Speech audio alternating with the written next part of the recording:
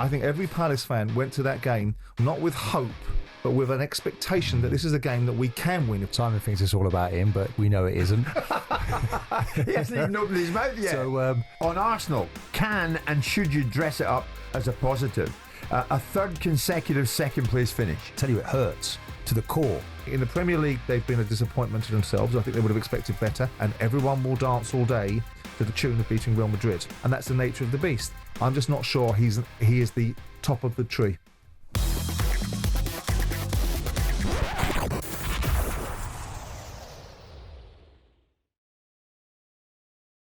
Martin Keown, how have you done it? You were on our tellies late last night.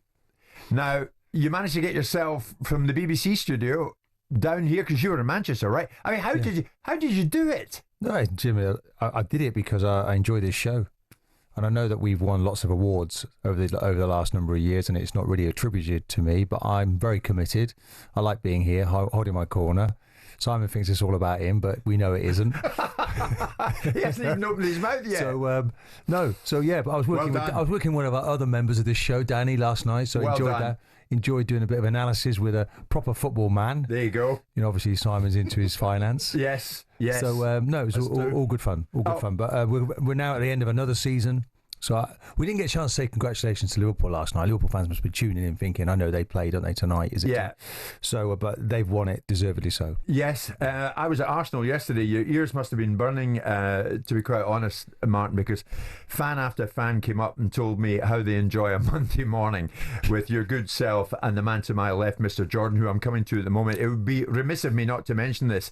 Thanks to all the Arsenal fans who came up to me at the Emirates yesterday before the game, during the game, at half-time, after it. Many of you just are in love with the show, and I'm so proud and humbled of that. And many of you wanted me to pass on your congratulations to Simon for what he did at Crystal Palace.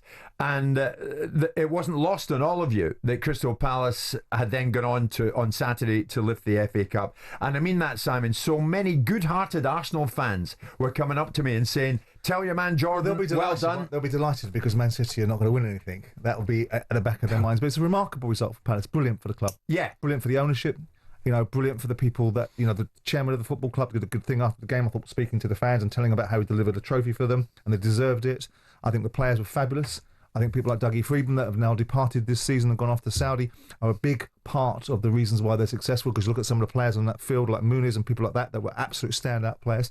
I think it's a wonderful result. And you look at the outcome and you think, not only did they win the FA Cup, which, by the way, I think is a bigger story. It's interesting to me to watch the media reaction to Newcastle winning the League Cup and then watching the media reaction to Crystal Palace winning the FA Cup, which is the bigger cup of the two, the bigger achievement of the two, in my view. And what you think Newcastle got more plaudits than Palace again? I think there was a universal mainstream media loving for Newcastle, which made me sit in the studio and go, all right, but I am a Crystal Palace fan. So I look at this achievement and I think it's a fabulous one for Palace. I think it was nice to watch, though, wasn't it? You know, to see the joy. I mean, Palace fans were there to enjoy themselves right from the off. Yeah, weren't they? exactly. You know, exactly. Really made themselves Martin, I think Palace fans were there to win. I don't think they went to that game thinking. But they were very vociferous, weren't they? They weren't there. But they always are. Sometimes you go to Wembley too often and you take it for granted, and they were like, do you know, we're going to cling on to it. We're going to play our part. Third time lucky. This is third time lucky. 1990 with Ian Wright, 2016 when they had the chance and they were 1-0 up against United.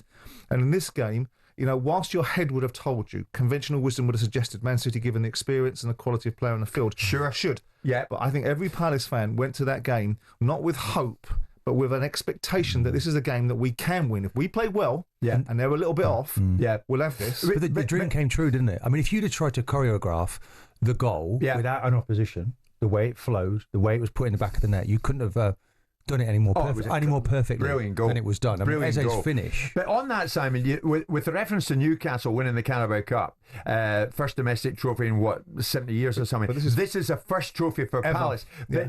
Do you deduce from that many people think that Newcastle might go on to bigger and better things, but this might be the summit for Palace? Not necessarily. It'd be interesting to see all these neutrals that were so emotively invested in Newcastle winning the League Cup. When they eventually find their way around PSR, is it a change in English football? They'll have a different view about Newcastle. Isn't it nice to see other teams sharing the glory? Yeah, it is. Never mind taking part. Go and win something. But I think it's great for football. Not because I think Manchester City are a malevolent force on football. I think teams that dominate all the competitions, the same old faces in the same old spaces, doesn't create the sort of value that English football has given to the world. Right. So Palace winning the FA Cup, Newcastle winning the League Cup, I think are brilliant shots in the arm for English football. Now, I'm going to do it. I didn't know if I should, but I'm going to. Many Arsenal fans were saying to me yesterday, how will he be feeling, though, that Palace have won it, having owned the club for a decade? So before we hear from Oliver Glasner, how do you personally feel now? Do you feel that, and I'm not going to answer the question, it's wrong of me to do that before I even ask you, but do you feel you played a part in them doing that at the weekend? But I think that's nothing to do with me. I mean, the current ownership of Crystal Palace have done brilliantly for it. Whatever rancor I may have with other individuals, I would have loved my father to have been here. He obviously was a Crystal Palace fan, played for Crystal Palace in the 50s. His father supported Palace. He'd have loved to have seen this. So I look at it through that prism. Walking around the streets, I sat in a quiet little boozer, one of the few quiet little boozers in South London, and watched the game.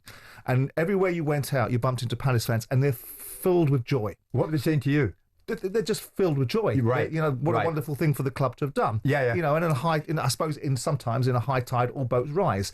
And my association with that football club will be part of the conversation. But this is about Parish, it's about Friedman, it's about the last 15 years, it's about this moment in time. Yeah. It's about this manager, because this manager is a top draw manager. Yes. So the only emotion I would ever have if I was sitting back and being reflective was one of a little bit of envy. Because you've got an owner sitting there that's given to this wonderful group of fans a monumental competition. He knows what the FA Cup means. It may be diminished slightly by the Premier League, but it is still the best competition in world football cup competition. And are they on to more of the same now? Well, that's up to them. Is this the start They of need to something keep the now? manager there, don't they? That's the key. That's right. That's up to them, isn't it? I mean, ultimately, in your newfound home at Brighton, if we have the luxury, perhaps, can imagine what Palace could achieve if they had £200 million to spend on transfers.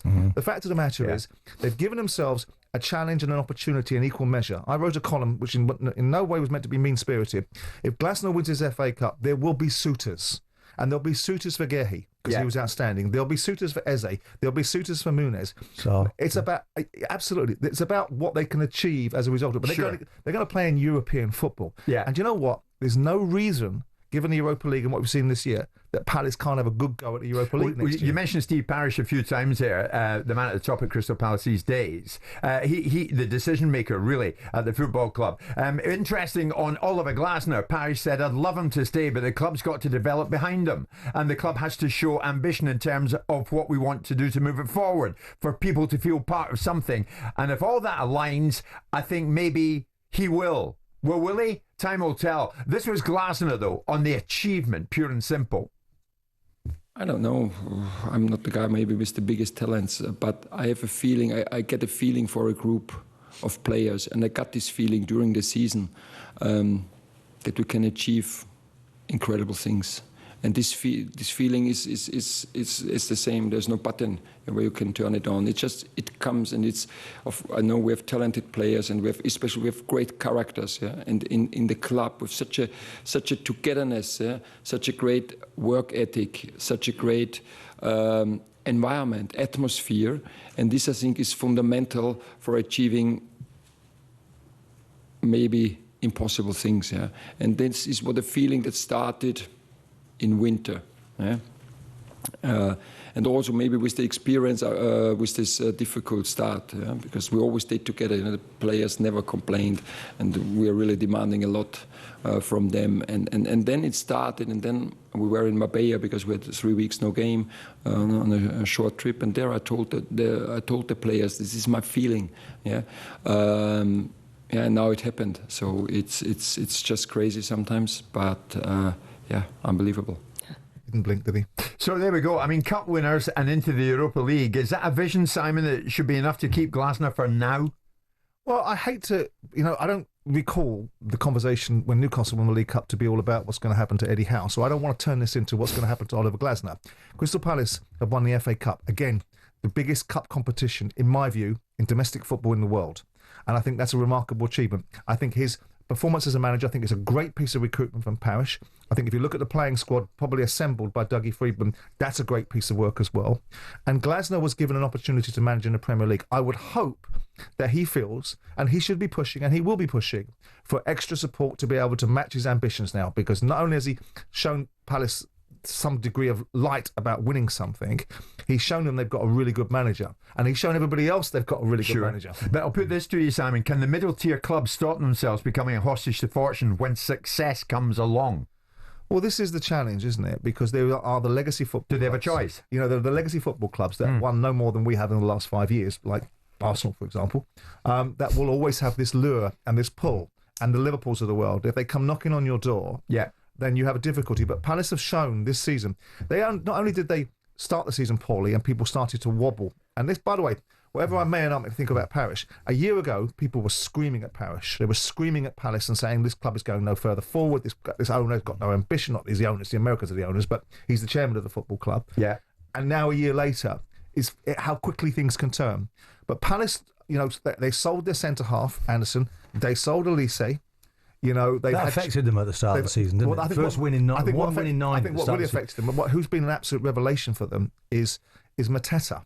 Mateta is, for want of a better expression, he's a poor man's Drogba in terms of what he offers on the field, because he's a real throwback. Yeah. But him not being in the side, and I think they gave him a rest. He wasn't fit for the beginning of the season. Yeah. But what I liked about Glasner was Glasner did not blink during that period of time, and there was a wobble, and people thinking Palace were going to look like going to get relegated. Right. Now look at the reality of what he produced.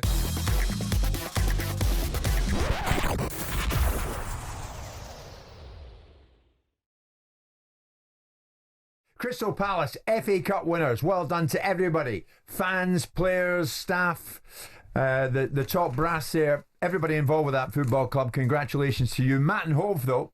Morning to you, Matt. Unfortunately for Palace, I don't think they'll be able to keep Wharton, Eze and Gehi, because they'll total around £200 million in transfer fees for them. Too much, surely, to turn down. Will it be, Simon? Was that a Brighton fan? Well, he would know about that, wouldn't he? Because they sell all their best players and win nothing. Come on, though. Has he got a point? I mean, will they really? If not for Glasner, will they not be lining up for some of their key players now? Wharton, Eze, Gehi. He's right. They've already been in having a go for Gehi. Well, they may well do, and they may well be in the same situation that Brighton had, which is they can, name their price. I mean, I'm not worried about that. If Palace are in a position where they have to sell players because the offers are so significant, then that's another opportunity for Palace to rebuild in the same way that other football clubs are able to regenerate. Brighton have regenerated and finishing a couple of places above Palace in the league and not winning anything, whereas Palace are winning things. How many shots are you going to have a swipe at Brighton Because this morning? you keep on making Brighton this poster boy of an example of how football club. Yes, you do. Every time you're down there doing a player. They have overshadowed Palace in recent times. You cannot argue with that. But they're not now.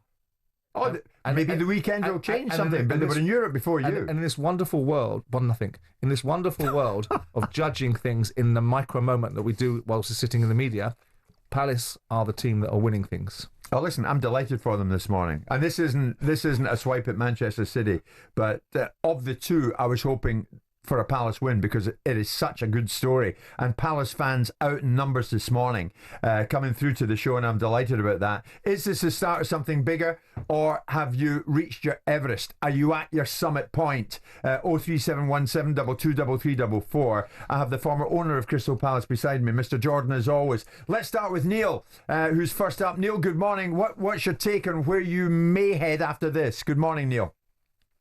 Morning, Jim. Morning, Simon. Morning, Martin. Morning. Absolute pleasure to be on the show. I'm still on a high. Best day of my life in terms of a Palace fan. To witness my dad, my brothers, my cousin, we was all in tears after the first goal, the goal that was disallowed, the penalty save. You can't write that. So emotional and such a great game. And onwards and upwards. We're on a European tour now. Onwards and upwards. And you firmly believe that, Neil, that this is the start of something that can lead to more success for you? Why not? We've got a great manager. As long as we keep that manager, put him on a long-term contract. Yeah. The youth in the team, the infrastructure that was obviously helped by Sir Roy, with the Cat 1 or the Cat A training facilities. Why wouldn't you want to be part of this squad, this management, and South London? We're going all the way now. We're really going to contend. Neil, I'm sure you've called up, mate, and you wouldn't mind a quick word with Mr. Jordan to my left. What do you want to say to Simon? Completely. I mean, Simon, he's had his time at Palace. He is still a true fan. We still love you, Simon, and let's get you back in that stadium for that first night in the European tour. Yeah, bring my young boy along with me, absolutely. Too right. Lovely. Enjoy, Neil, thank you for that. Another Simon. Simon's a big Palace fan who joins us live. Good morning, mate. What do you want to say? Yeah, good morning, guys. I think you can hear by my voice that there's not much of it from Saturday, but I've just not stopped crying.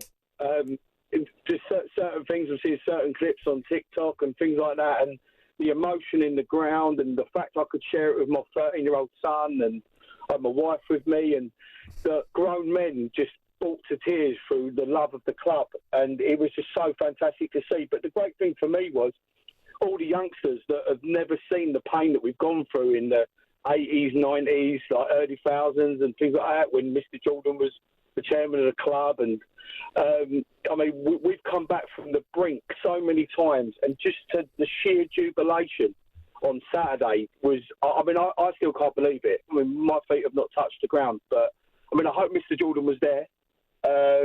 Go on, Simon. I was there in spirit. I was watching it in a boozer in South London.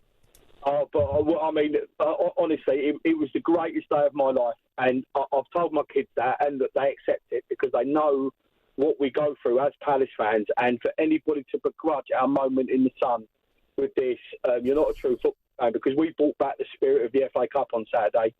Every man, woman and child that was there on Saturday was just an absolute joy to be with, and so proud of the club that I love and support, and it was brilliant. Well done, Simon. Well done. Thank you for your words, mate. Ed's a big Palace fan. Is this the start of something big for you now, Ed?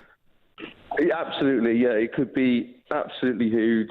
I think there's no reason why we can't go on and make an absolute brilliant European run. We've got an experienced manager who knows how to deal with the Thursday, Saturday schedule. We've got an amazing team, and I talked to listen to you earlier about saying our best players. No, we're in a strong position. We have a proven track record of Steve Parish. Yeah. He named his price. He named his astronomical price with Zaha. He said, if you want Zaha, you have to pay 100 million.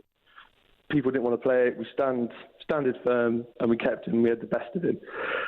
Guy and Eze might be a different story. You're not sure what the contracts are, but players like Wharton, Mateta, Munoz, Lacroix, I don't think we'll sell him. I think if Glasner stays, we've got enough there to sell a future to our best players. And I think, I'm confident. I'm quietly confident about Europa next season. Sounds like it. Yeah. Good, Ed. Thanks for the call. We'll finish with Paul at this stage. We're under siege, as you might expect, with calls from Palace fans, and that's how we want it. Paul, take me to the break. Good morning, mate. Is this the start of something big for you now? Yeah, Jim, I think it will be. Thanks for taking the call. Great show, as always. I think it will be. I think, just pick up on Simon, what he said about, he got asked a question about being responsible in some way. You asked him that, Jim. He is responsible, as is every owner, every manager, every player that's been through the club. You talk about the stories of Saturday, people talking about their dads, their nans, their brothers, their sisters throughout the years. That's the history of the club. And one thing I'd say, there is nobody bigger than the club. The club is the club, and the club is the biggest thing. The fans make the club. We'll have players come and go. We've had Outcry went right. Ian Wright went to Arsenal for some ridiculous reason, but there you go. But all these players who come, they go, they do what they do. But then there's still Palace. When Zaha left, we didn't want to lose him. We moved on. We move on. Glasner's come in, and he's put the line just right in the right place to do what we want to do. But there is nobody bigger than the club. And everybody I was crying, my son was crying, he was crying on Sunday. But that is because the fans, like Simon said during the week, it's about the fans. And I've been there, I'm going to go too public on this, but I used to work with Simon a long, long time ago, not really remember. And I've read his book, and I understand how he feels about Paris. I know that might be just a one-sided part of the story, but I understand how he feels. But he always so said it's about the fans. And it is, Jim. Every club up and down the land, they'll see players go up, apart from the top lot. But it's about the fans. It's the history of the club. Brilliant call from you, Paul. Anything, Jim. Of all the players that come and go, Glasner's the one we want to keep because of what it can do. But if they come, they go. But there will always be, Palace, that people. I was there in '79, and God knows how we fitted in 54,000. Yeah, I was there too. Well done, Paul. Great call from you, mate. Thank you so much.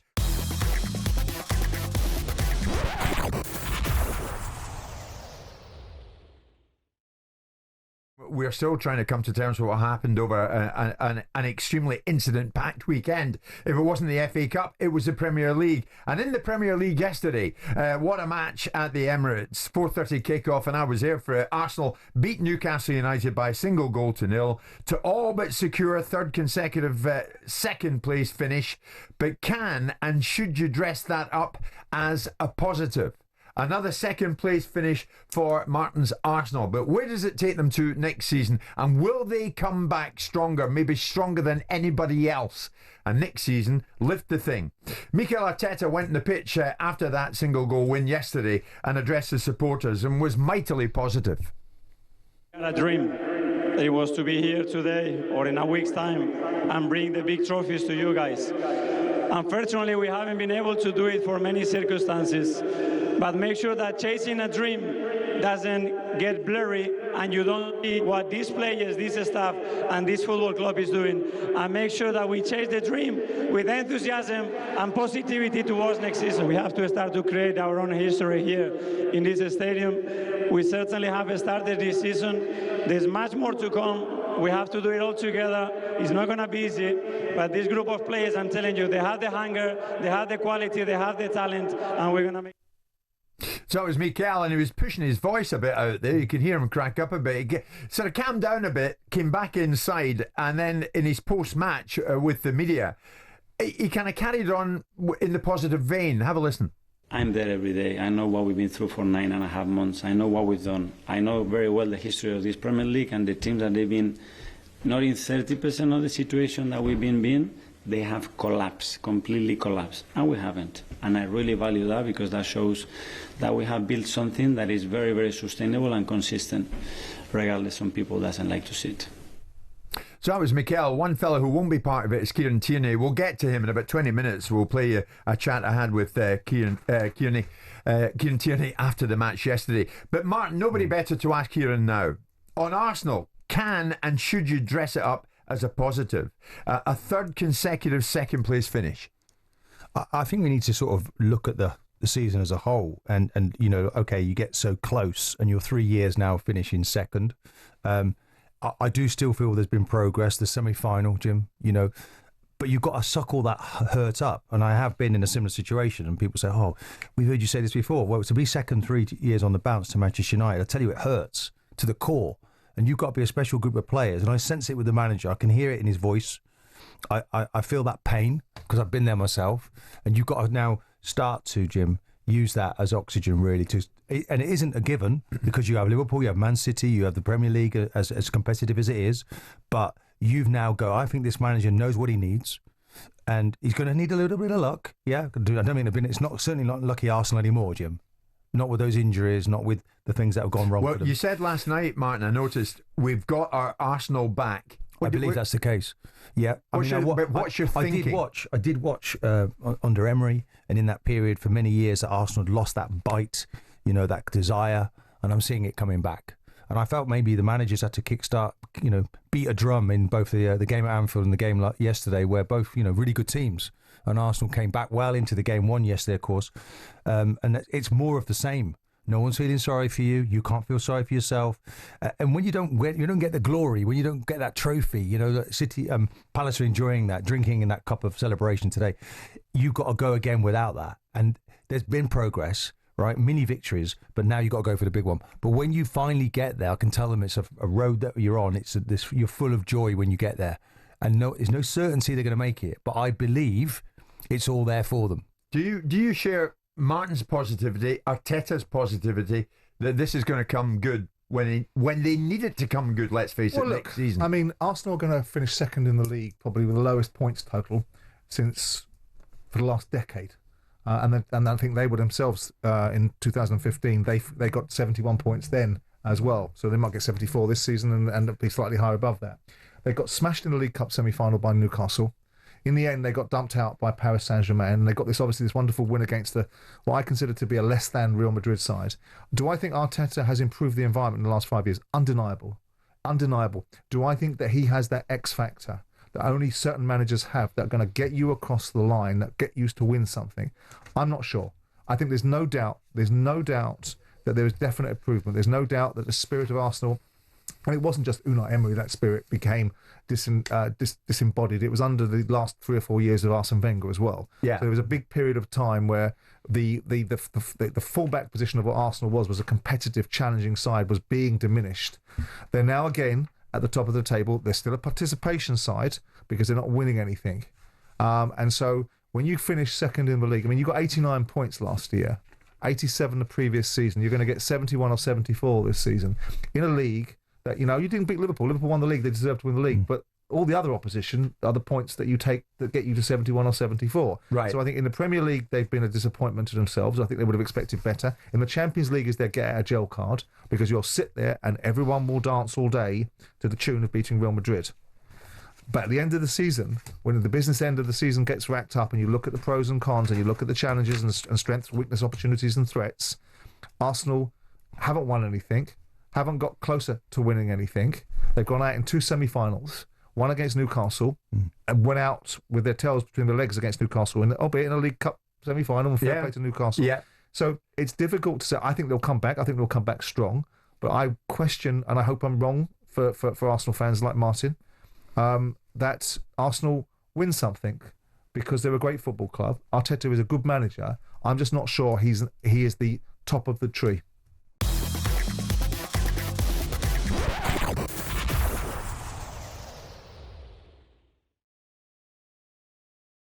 Back to the cup final. A cup final that was won by Crystal Palace over Manchester City.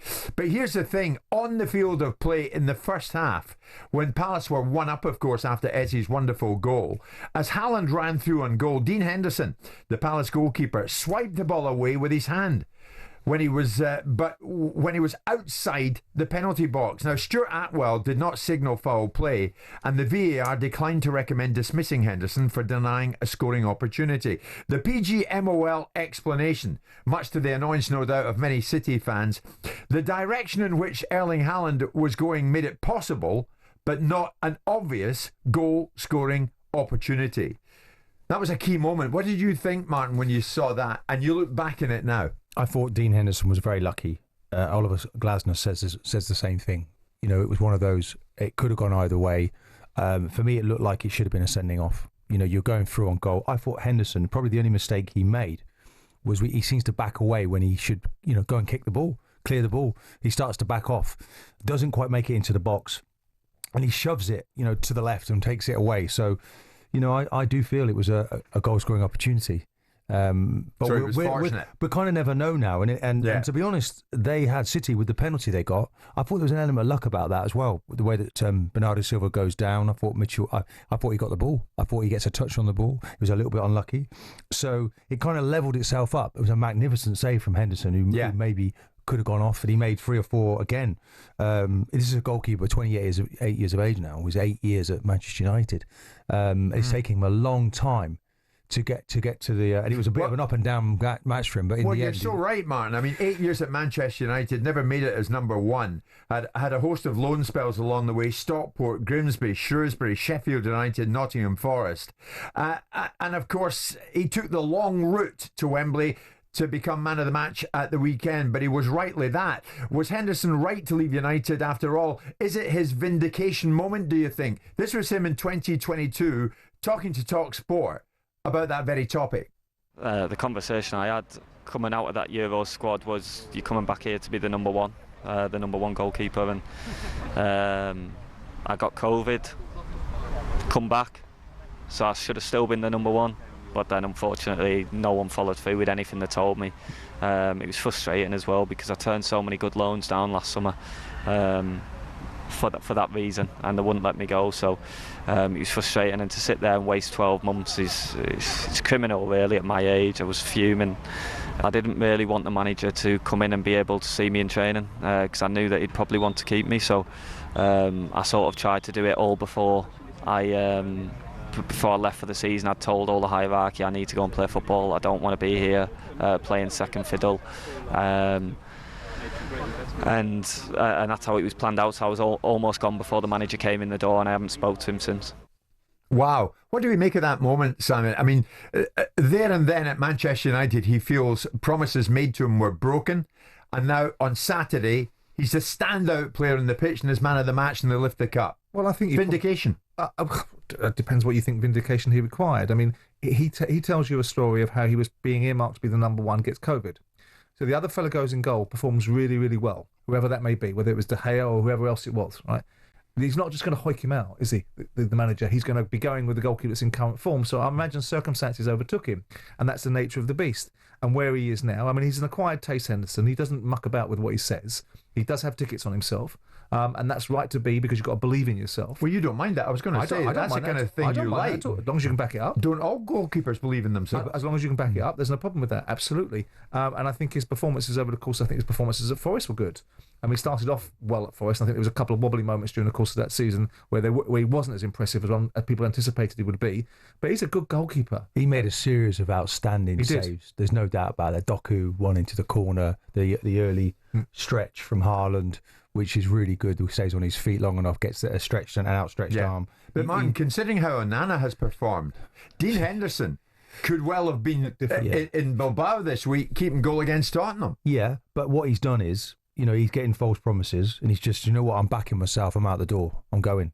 Well, and he's gone there, and he's promise? You want to play those, Simon, don't you? I can hear you, but is it a false promise? If someone tells you that you're going to be the number one, well, you give you an expectation, and then you get an injury or you get COVID, right? So, I mean, I don't know how long he was out for COVID. It doesn't seem like he could be out for very long. But let's say the guy goes in, plays 2 or 3 games in his absence, and has played well-beaten games. What do you do then? As a manager, do you just go, well, I said he's going to be number one, but ultimately you've done really well, so I'm going to pull you out? I mean, the conundrum is what was said at the time and what actually manifested itself in reality. Yes. Now, with Dean Henderson, he's now gone into the Palace side. He's performed. I mean, I don't want to get overly, sort of down the line with these things, but it's like the Brian Clough mentality. A goalkeeper's job is to save and stop people from scoring, and that's what he's done. He's done a good job, like many people do on a football field, and he saved a penalty, which has turned the game. I think Martin's right. I think Martin's assessment of the situation is spot on. I think he's very lucky to have stayed on. And it's perplexing to understand why Haaland isn't taking the penalty. But that's a different discussion entirely. Mamouche steps up, and you've got to give credit for the fact he wanted to do it, but he didn't score. The goalkeeper saved it. So with all those things in mind, Henderson's justified going to Crystal Palace. When he went to Palace, there's been some good goalkeepers at Palace over the years. Really good goalkeepers, going all the way back to when I grew up with John Burridge, all the way forward to where we are now. Well, I think he was very perceptive, though, because you can, as a footballer, you sense in the building if they're having you or not. And he just said, look, they're not having me. Do you know what? I'm out. I'll take my stories. And it must be very satisfying for him Monday morning to be out there training, thinking, look, I've got a medal in the bag. But there's no indication that what we'll never know is that we hear, and Martin can attest to this, having played for a big club, there is a different dimension playing for Manchester United than there is, with due respect to the team that we're talking about now, the club that I support, Crystal Palace. So the weight of the shirt may have just as heavy on his shoulders playing at Man United as it's been on many other players over the last 10 years as we've watched the decline of Man United. Nonetheless, I'd like to have seen what he would have done had he been given the chance he's talking about at United. And that was denied him. But he could easily have been. There must be a reason. Yeah, I know he isn't, and he's the hero, but he could have been the fall guy, couldn't he? Martin, here's the thing on City. Before we get to 11, it's remiss not to talk about them. How aggressive a summer might we see as City look to get back to the top table? Because they're going to have to in a hurry. Well, when you look at some of the new signings, and you wonder really they're the same level of the players that are going out the door. De Bruyne is an interesting one, because for me he's been like the king of the Premier League in terms of his assists. And does the crown fit now on these new players? I'm not seeing it right now. You can't dispute. Don't fit on Foden and Grealish right now, does it? No. He looks like he's. I mean, Grealish was left sitting on the bench. He must have been. But that was done to hurt him. Do you not think Jack's out of there? Is it not almost inevitable he'll be out of there? Well, time will tell. We'll see what happens. They paid 100 million for him. Incidentally, that was done to hurt him. Did you say that? I think so. No. I think Of course Really? it is. He wants a reaction from him. He wants a. Well, he look, can't get a reaction if you don't play him, can he? No, but there's always next season. There's always another. You know, He's this is the gone. start of a new Grealish plan. the whole season's been a write-off for Grealish. Well, and they paid 100 million quid for him. They've had it for 4 years now. I think it's in Grealish's hands in a way. So if they they can sell Grealish for a profit now. Because if they go sell Grealish for 40, 50 million quid, they make a 30 million pound profit because he's only 20 million pounds on their balance sheet now. So they can sell Grealish at 30, 40 million quid and make money out of the deal in terms of accountancy methodologies, given the fact they've written him down over the last 4 or 5 years on his contract.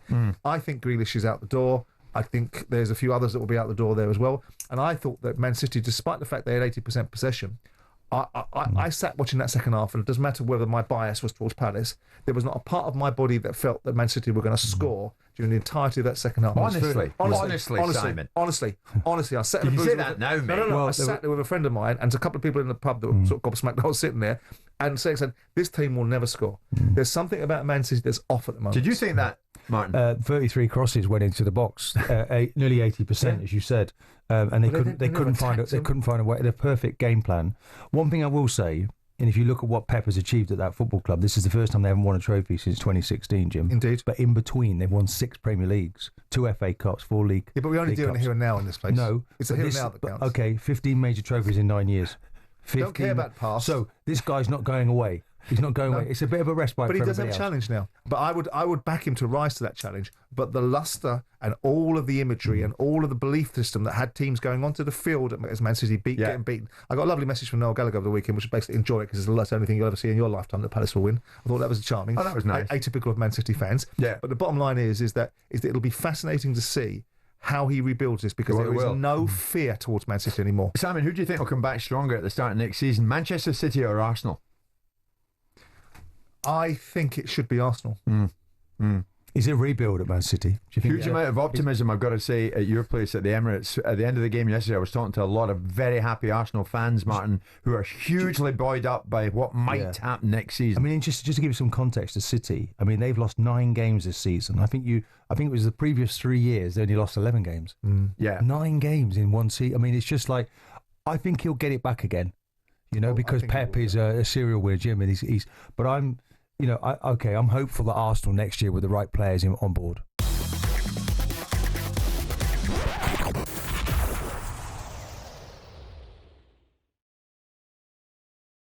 Simon, we touched on this last week, but now Gary Lineker is expected to announce that he's leaving the BBC next weekend and now will not be hosting its 2026 World Cup coverage following the fallout to the anti-Semitic social media post that was shared last week. Last week, Lineker, quotes, apologised unreservedly after being criticised for sharing an Instagram post from a pro-Palestine group that included an illustration of a rat. He subsequently deleted the post. He said in a statement at the time, on Instagram, I reposted material which I have since learned contained offensive references. I very much regret these references. I would never knowingly share anything anti-Semitic. It goes against everything I believe in. And he added that he had deleted the post, quotes, as soon as he had become aware of the issue. We can go back to March 2023. He caused a Match of the Day walkout after being temporarily removed from comparing government rhetoric to that of 1930s Germany. A source at the BBC on this latest situation has said that Lineker's position more lately is now seen as untenable. Simon, who is at fault here? Is it Lineker, is it the BBC, or both? Well, all of them, quite clearly all of them. I mean, if you want to dip into this world and make observations about things of this nature, it's upon you to make sure that you know what you're observing on. And if you're going to repost what someone else has put forward, you should understand what you're reposting. And I made the point last week that I don't go to Gary Lineker as my font of knowledge about anything, so it doesn't really take the same... I don't look at Gary Lineker saying he's posted something I don't agree with, he should be able to do it. The BBC had a clear guidelines, and they allowed Lineker to be able to flaunt them, and they didn't do enough about it. And now what Lineker's done, and he will defend his observations. It's interesting to see that he's a bit of a lefty, so I'll be interested to see that the language that's being used by the Labour Party now is not too different from the language that was being used when he accused it of being 1930s Germany. Maybe that won't suit his particular persuasion. But I've never been in the camp that what Lineker says is important. But insofar as the fact that he's a BBC employee The neutrality of the observations of a state-funded broadcaster has some burdens upon it. And Steve Ryder spoke about it this morning, and I heard it on one of the other platforms, or whether it was ours on the way in, about the fact that the BBC should have been clearer, conciser, and more enforced upon Lineker, which is you will not have the opportunity, on the back of being a very highly paid BBC member of staff, to voice your opinions that are less than neutral on any subject matter. That's one of the, and if you don't like it, then don't be in the position that you're in. You're highly paid. They didn't do that. And now what they've got is a situation where Gary's carried on posting his opinions, agree with them or disagree with them in equal measure, and he's now at a point where his BBC career is finished anyway. He's not bothered. He's got a wonderful production company called Goalhanger, which is going 10 to the dozen. He doesn't need this anymore. So he can't defend the retweet. He knows that he's transgressed. So he can't invoke the idea that I do believe that what's being said by the government is akin to the 1930s Germany and make it a matter of opinion. But also, if you're going to delve into these areas and you're going to repost something, you better know what it is. So his explanation of never knowingly would I be anti-Semitic, quite frankly, probably isn't good enough, because you wanted to repost this for a reason. And if you want to repost something that has a connotation that could potentially, and you do have to be a bloody student of history, but if you want to repost these things to make your point, then you should know what point it is that you're making, and you should know what kind of imagery is being utilised in conjunction with that. Yeah. I mean, Lineker apart, should freedom of expression ever come without freedom of consequence? But it never really does it? I mean, people hide behind freedom of expression as an opportunity to say what you want. We all know that the American state... Well, that's done for him. We all know... Well, yeah, you know. Yeah, nay. The fact that people haven't enforced it is the discussion. The reaction has not... He hasn't been freed of consequence, because the consequence he's had is a bunch of people have gone at him and said that you're inappropriate what you're saying. What we're saying is, should the consequence be more far-reaching? I wrote an article when he was stood down from Match of the Day, saying he should be stood down full stop, along with the rest of them that are quite dull, quite frankly, and took it off on a different tangent. But the fact that all the people that supported him and came out with him in this show of solidarity, if you want to work for the BBC, then there's conditions that and whether you agree with them or not is irrelevant. Yeah. Don't work for the BBC. I think it's a shame. I just think it's a shame, having worked with Gary, that, I prefer to remember him as an incredibly talented footballer. Obviously what he did at Italia 90 and the goals for England, and then, to then embark on another top career, 26 years Match of the Day. Jim, you know what that's about, presenting shows, how well he was researched, what easy company he was. He knows his top. There's a passion. He loves his football. He's a very successful, talented individual. Has any of that been tarnished? No, not in my mind. Not at all. I think he's been top drawer in everything he's done. You can't, Jim, I did... not to plug my book, but I tell you what, I've sat down and spoke to people. He read it back to front, so he does his research, always well researched, always incredibly professional.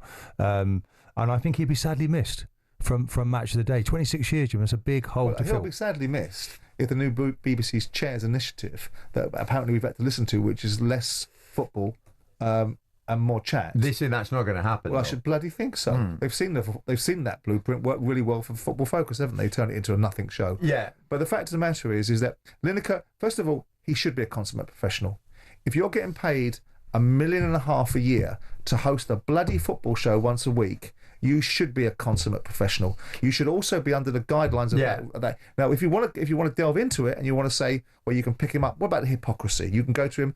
I don't know how you dare wax lyrical about Qatar and all the things that you judged about Qatar when you were over there working for Al Jazeera, taking their money when it suited you.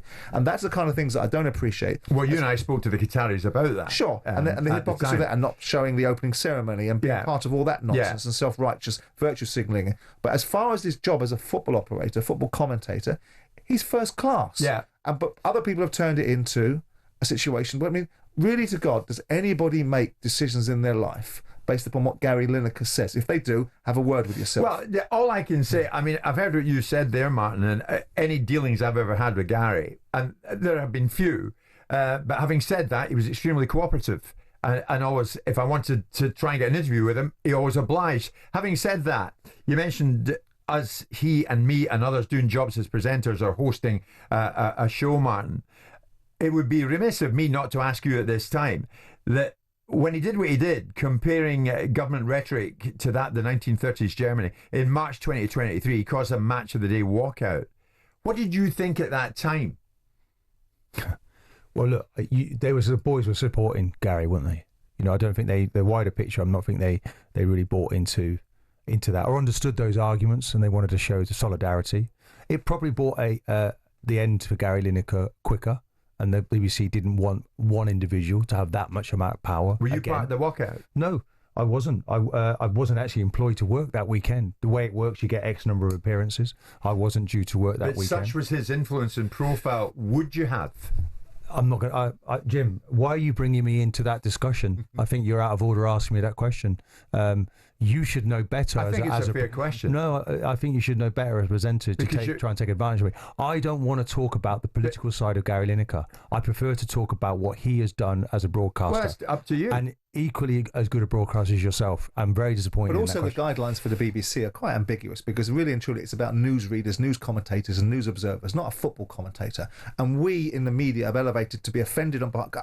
really and truly, there is an element of building people up to something that they're not. Like I described the other day with Hugh Edwards, when people come on and say, I can't believe the Queen's dead. The only reason I knew the Queen was dead was because Hugh Edwards told me. And Hugh Edwards is a bastion of broadcast. No, he's not. He's a teleprompt reader. He's a news reader. I didn't think the Queen had died because Hugh Edwards told me. Don't build him into something. And now he's a paedophile, right? So here we are in this society with Gary Lineker saying he's a football observer.